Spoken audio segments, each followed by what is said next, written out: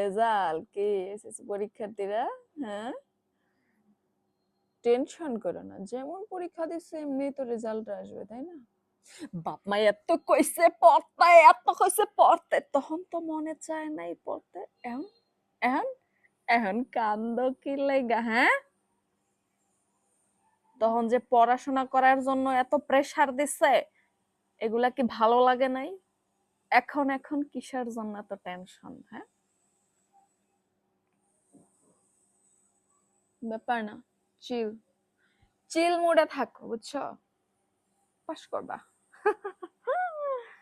বলতে কেমন হাসি পাইতাছে, পাস করবা, ভালো রেজাল্ট না?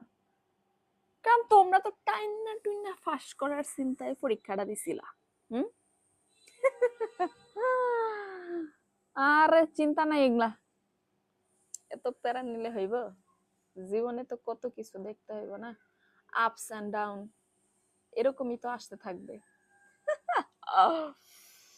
ব্যাপার না, তারপর একটু চিন্তা তো হয়, তাই না?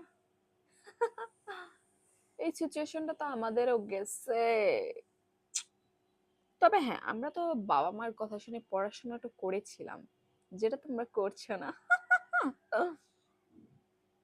ভাবতেছো আমি কেন হাসতেছি?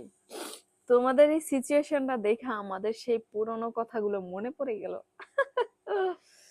এনিওয়েজ, চিল, পাস করবা পাস করবা, এত টেনশন করো না।